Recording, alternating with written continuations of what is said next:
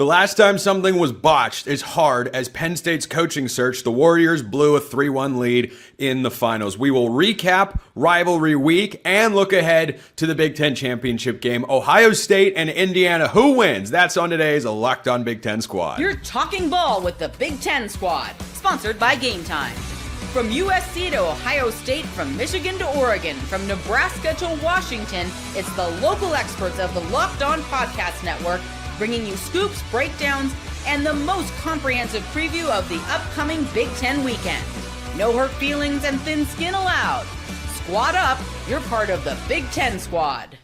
Happy Thursday, everybody. Maybe Penn State has a coach by the time this show airs. We don't know, but this is the Locked On Big Ten Squad. I'm Spencer McLaughlin, your host. Zach Anderson, Yoxheimer of Locked On UCLA is here. Can't believe I don't have to buy a Nico jersey, Zach. I am truly shocked. Roman Tomashoff of Locked On Huskies has licked his wounds and showed up for the show today. Good work, Roman. Very, very well done. Craig Sheeman, Locked On Big Ten.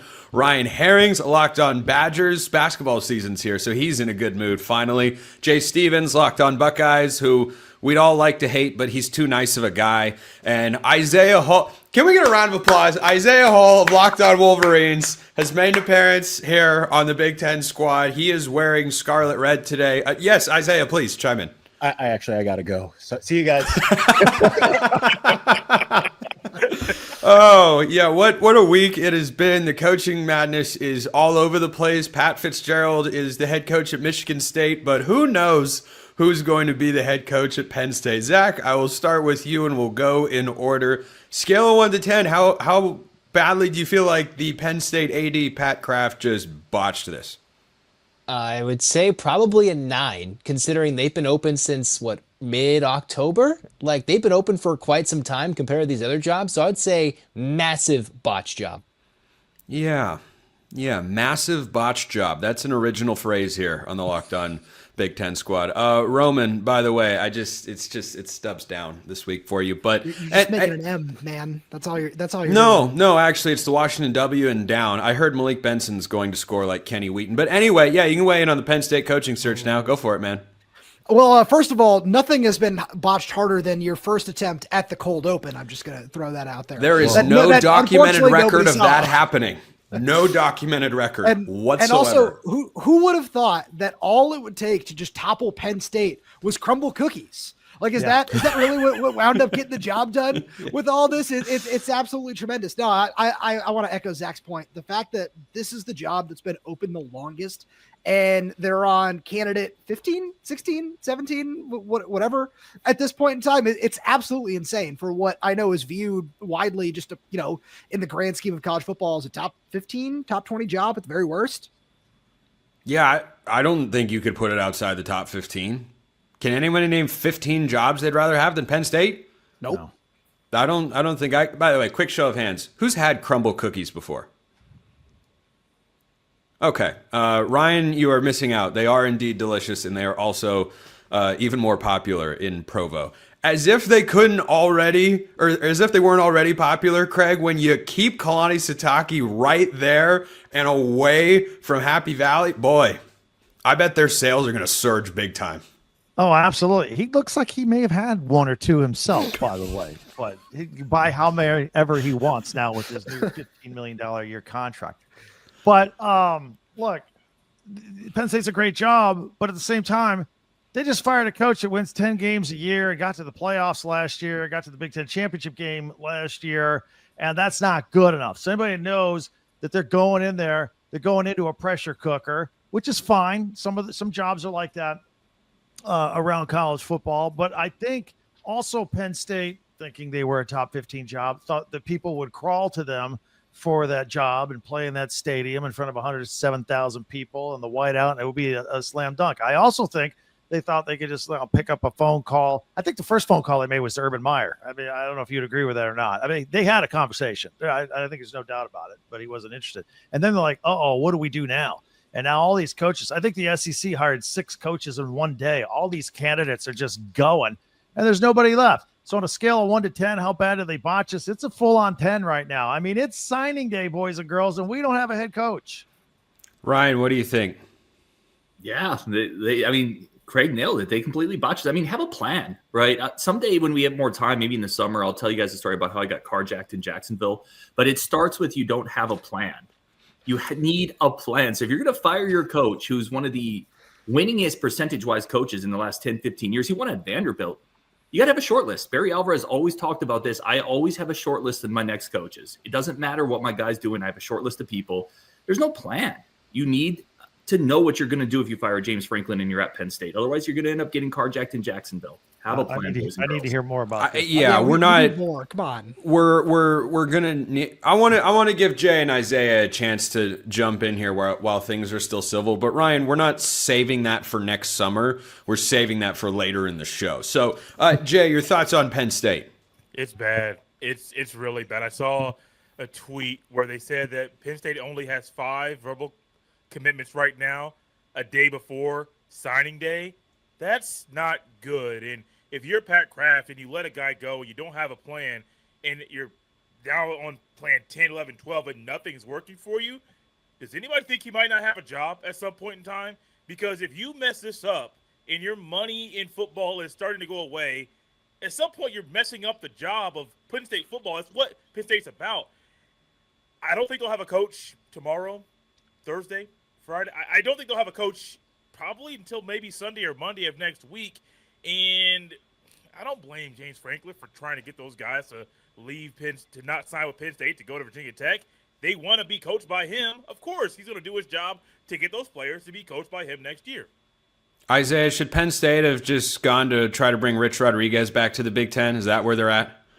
I don't know if I'd go that far, having experienced the Rich Rodriguez experiment myself. But, I mean, number one, to echo the last two's point, it's not just have a plan. It's like know before you actually make the firing who you're going to get, especially mid-season. You cannot make that change without knowing, like, we're doing this with the idea that we are getting this. Because otherwise, you might as well just keep him.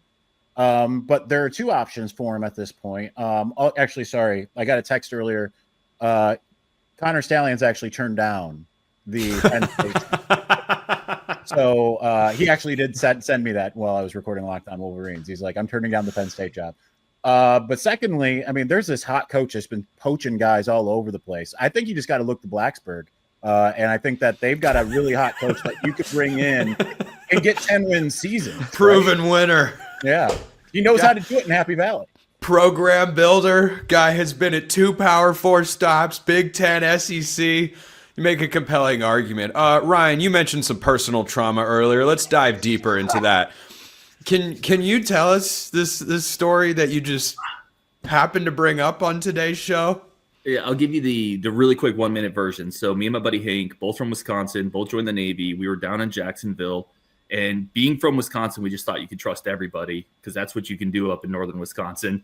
We followed some people into a bad part of Jacksonville because they said they were going to help us find a club. We were young. And eventually these guys got us out of the car, carjacked us, pistol whipped me, took my shirt, drove off with my car, left us in the middle of Jacksonville. So we ended up getting to a police station who got us close to our Navy base. And when we hitchhiked back to our Navy base, we ended up getting in a car with a true story. We ended up getting in a car with a rival gang member of the people that carjacked us hitchhiking. His name's Cap C. He gave me his number. And he said, if you want to go back down to Jacksonville and kill all those mother effers that stole your car, we can go do that right now. So we're in this moment at times like 2 a.m. heading back to our Navy base. Me and Hank are deciding if we're going to go get retribution for these guys who stole my Pontiac Trans Am. We decided not to. I was like, I got insurance, man. I'm okay. But I kept Cap C's number. So I had his number in my wallet for a long time. And just the police asked me about him. Like, no, I don't know anything about anything. They ended up catching the guys a couple weeks later who did the whole police lineup thing, identified him. Like, yeah, that's the dude that hit me with a gun. So yeah, long story short, I got carjacked, and then I ended up hitchhiking with some gang members who were totally down with going down and like getting my car back. Wow. Does Greatest Cap story C I've heard in crunch? a very long time. So it was different era for Ryan, but I don't, Hey, But were again, you wearing red or blue? Because that's kind of important to those guys. no, dude, they took my shirt. Like, they took my car and my shirt. So What was the shirt? What it was was just your like plan? a white button up. They stole my Pontiac Trans Am. I sold that car pretty quickly afterwards because just it didn't feel right to drive it around after I got carjacked in it. I almost blamed the car for it. Like you let me down. Like it was supposed to be like Knight Rider or something. This is pre-Carfax. Is that what you're saying? Wait, That wasn't in the car's history description. No, Involved in carjacking incident. They Was ended up carjacked. They ended up getting in a high-speed chase. They ran out of gas. It was a whole thing, man. But again, have a plan. That's as simple as this. Have a plan. Hold on. There was a car chase? That's how they got caught. They found the car. The guys who stole it ended up getting in a high-speed chase. And were the ran out of gas. helicopters following the Yeah. white Bronco? He's Like watching what his was car going on down TV. here? Yeah. Paint the picture, Ryan. Keep going. Keep going. I wasn't involved in the chase. I just know that they got in a chase when the police found the car, and then they ran out of gas. They straight up just killed it on the highway. So that's how they caught the dudes. The dudes ran out of gas in my Trans Am, who I named April. April was my car's name. You always name your cars. Duh. No. Yeah. What do you mean no? You always name your Maybe- car. You always name your car. Yeah, absolutely. You always name your cars. But You name your boat, not your car. that name is Okay. dead to me now. Nothing will ever be called April again. That was a tragic, tragic night. Yeah, it seems like it's fit to retire that one. When you brought up high speed chase, when I tell you I have never been as disappointed in my life when you said that you weren't involved in it, because Well, I have I been in was high-speed so chase. ready. I was in a different one. That's a different story. So yeah, have been in high speed. In Who tomorrow's are you? episode, We got Who away. are you? Like so. How much of this there's- happened in Minnesota? You hate that state more than you hate Florida. So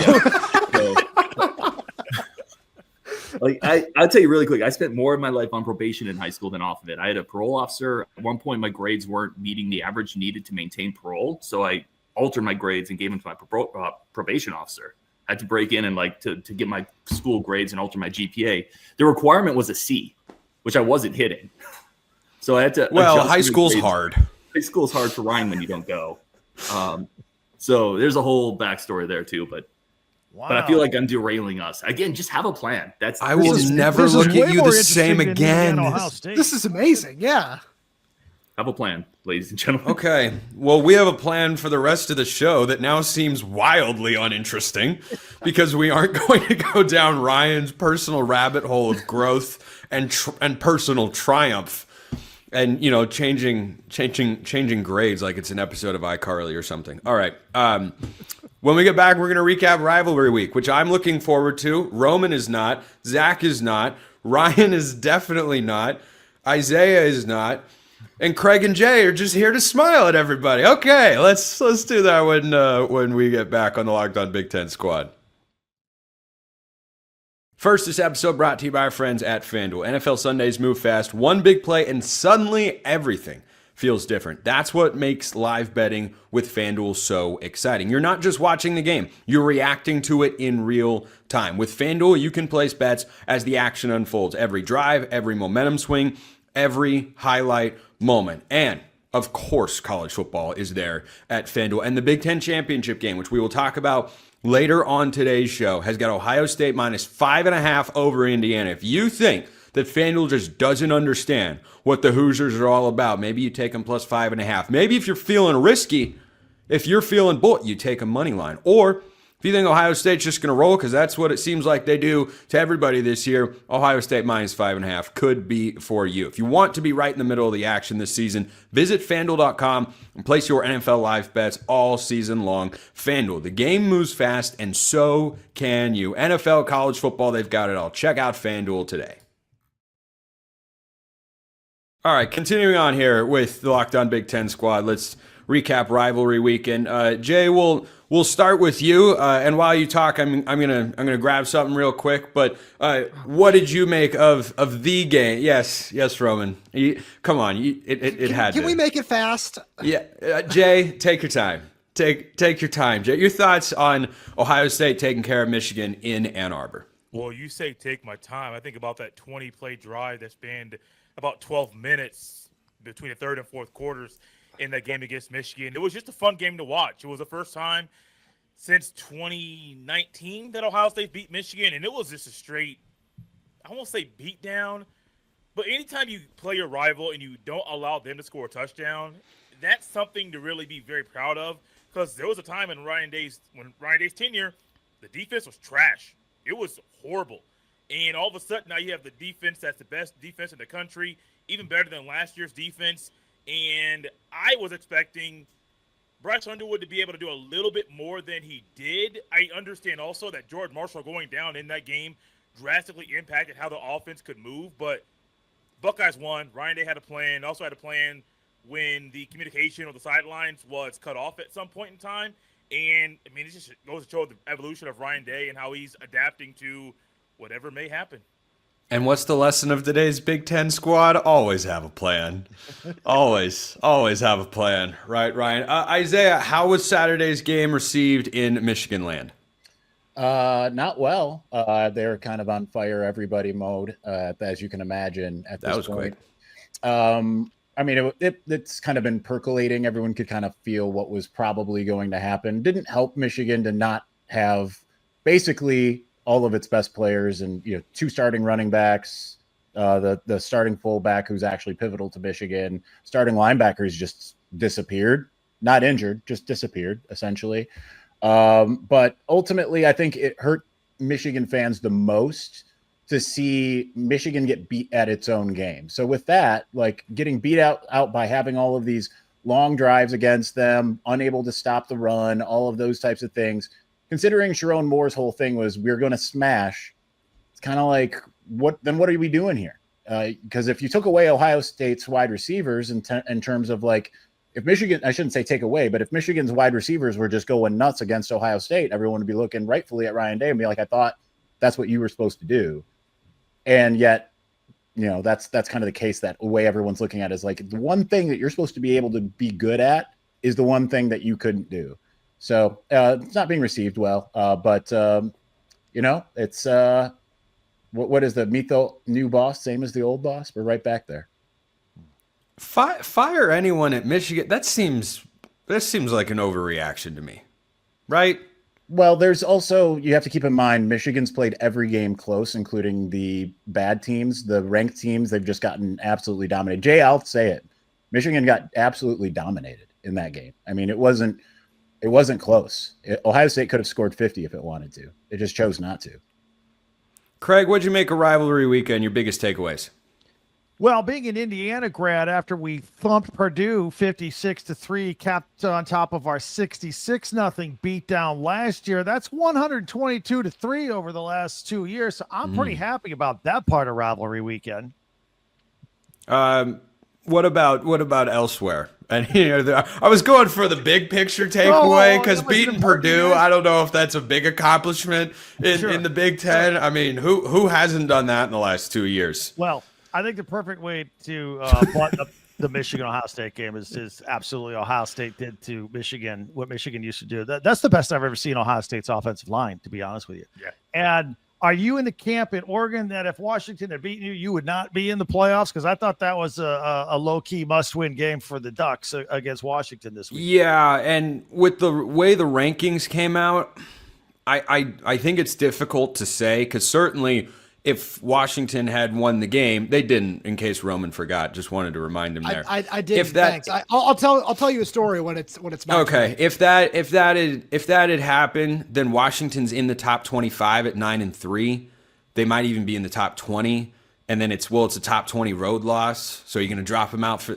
I certainly going into the game felt you don't want to have the committee think about this stuff because what they're doing with Miami and Notre Dame right now is an absolute travesty. Right. Like it's completely ridiculous. I think Oregon fans are first and foremost always happy to beat Washington, especially in Seattle in the way they did. And secondly, I think they're happy to have guaranteed themselves a spot in the college football playoff and not leave anything up to the committee there. But Roman, by the way, your story is going to be compared to Ryan's, so you better make it. No, it already lost to everyone except you. Because I know you are going to love relishing in my pain. Also, speaking of having a plan, I am. This is the last thing I'm going to say on the show because Washington just got a massive flip ahead of signing day, which is wonderful. So I was not prepared for that. I knew it was coming, didn't know when, so this is great. Now I'm scrambling. Spencer, as you know, and as a lot of you know, I am a credentialed member of the Washington media. So at UW, you were allowed onto the field for the last 8 minutes of the game. Mm-hmm. I walked onto the field from the far side across from the student section. The very first play, as I sat down to let everyone behind me get a view, was 3rd and 9. And I was like, oh man, the energy in here is tremendous. I love being on the field. I remember when it was like this, when Washington, drives down and Roma Dunze scores the game-winning touchdown right in front of me. Like that was incredible. And then I was like, they can definitely get a stop here. And I see Malik Benson running wide open over the middle of the field. And I was like, he was very open. That's a big play. And then he just kept running.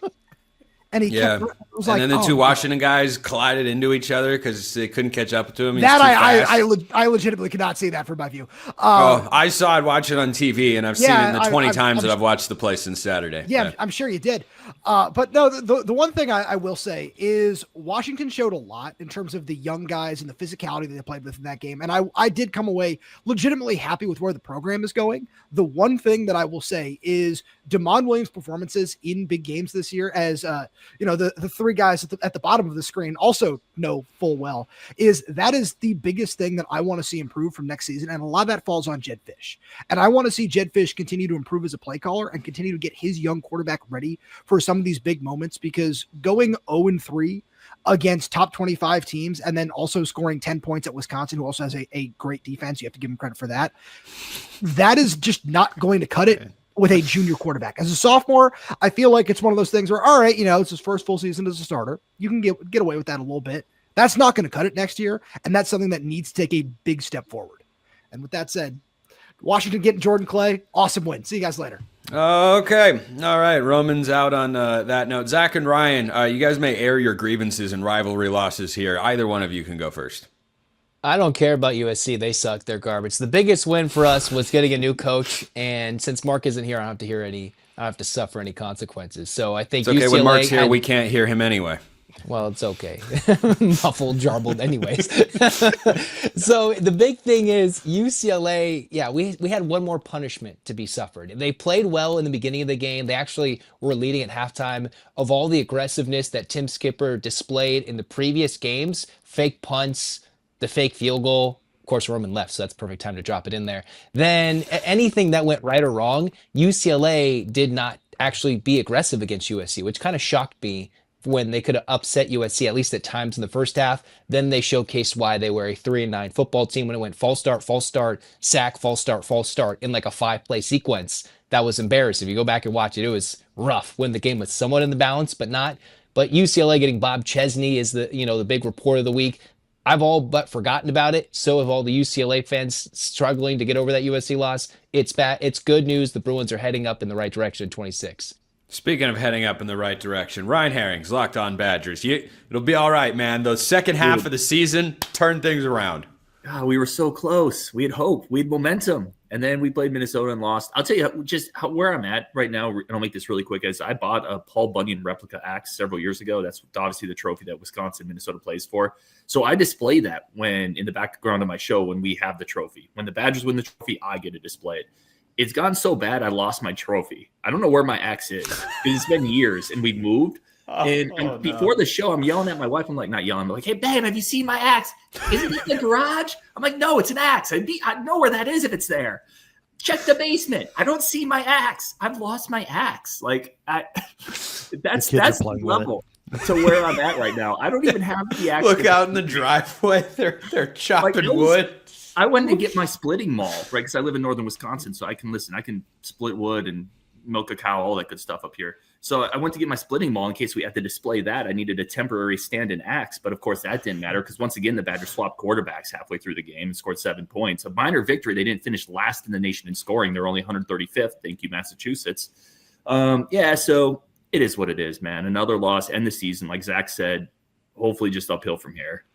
So you can hang out with the Crips and the Bloods. You can milk a cow and you can split wood in the woods. You're amazing.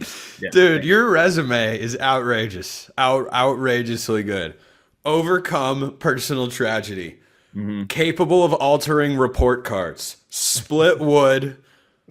Be a dad. I'll give you one more really quick. My very first Locked On show was recorded in Guantanamo Bay. I was down in Gitmo doing work on them in the whoa. My first show for Locked On was in March, and it was in years ago. I was down in Gitmo in the man camp, they called it, recording Locked On Badgers. No. Yeah, that was my first Locked On show. Wow. Does Zach know that? I don't think so. He does now. He does now. Oh, man. It's the squad of Ryan Herrings. We're picking the Big Ten championship game when we get back. Indiana and Ohio State meet in Indianapolis on Saturday. The winner goes to the college football playoff as the number 1 overall seed. The loser also goes to the college football playoff as the number 2 overall seed. So, like, I'm going to watch the game. I think the only real storyline in this one is the optics of, could Indiana beat Ohio State? That's it. Because, Craig, I look at this game, and, man, we got a 12-team playoff. My honest reaction, who the hell cares? Well, number one, let's not get anybody hurt on either side. Number two, classic letdown spot for Ohio State coming off their win over Michigan, and classic look-ahead spot for Ohio State because they've been to a national championship before. What's this Big Ten title thing? Indiana's going to slide right in there in the sweet spot because this is the most important game in school history with their 700 losses over 127 years. They're going to be all out, and I'll be the only one to say it. I think Indiana's wide receiver room with Surratt, Williams, and Cooper every bit as good as Ohio State's receiver room. There, I said it. Hoosiers win by 4. Okay. Isaiah, go ahead. Go ahead and make your pick. After seeing Ohio State, I really want to pick Ohio State after having seen them do what they did to Michigan. But I agree with Craig, and I think I've been saying this to a lot of people in the last couple of weeks. I think if Indiana had it was more of a name brand, like if it was Texas or, even Oregon or something like that, like I think that people would be looking at them differently, right? Like they're number 2. Whenever you listen to, a lot of national shows, and I listen to Sirius XM sometimes going to and from Ann Arbor for press conferences, you just don't hear them talking about Indiana at all. Like they're just invisible.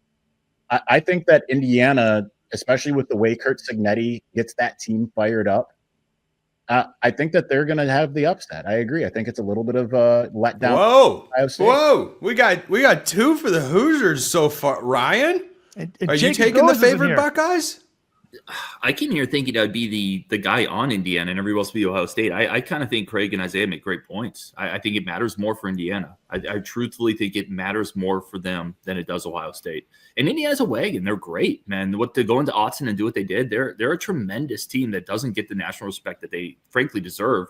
I think Isaiah nailed that. I had Indiana winning as well. I just think it matters more to them.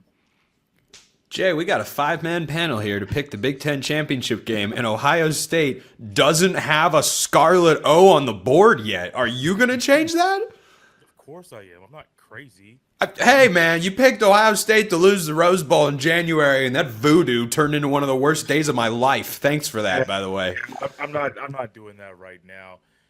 Everyone keeps saying that this game doesn't matter to Ohio State, and I don't get that sense from the players or the coaches at all. Even before the season started, this was one of their goals, and they've worked all year to get there. The first goal was actually to win last week, and they dominated Michigan. I'm not going to say they're going to dominate Indiana like they've dominated everybody else. I'm not going that far. But I do think in this game, Ohio State's defense is the one thing that nobody has been able to overcome at all in any game this year. As good as Indiana's offense is, I don't believe they're going to be able to overcome what Matt Patricia is going to be able to do this weekend with the players that are there. Then you add in, I don't even know if Smith and Taylor are 100%. I know they were both battling lower body injuries. If they're 100%, it's a little bit different for the offense. But if it's not, they can control the ball. They literally had 40 minutes of offense, time of possession against Michigan this past weekend. And if you took that one drive away, they would still dominate time of possession. I still think Ohio State is a team that cares, and they care way more than anybody here or anybody around the country is thinking. They want to win the Big Ten title. They haven't won one since 2020. Actually, every loss to Michigan that knocks them out of winning the Big Ten championship. And so that's a sour point in Ryan Day's tenure, a sour point for these players. They all want the trophy. They all want that Big Ten title ring. And I 100% believe Ohio State's going to win this weekend.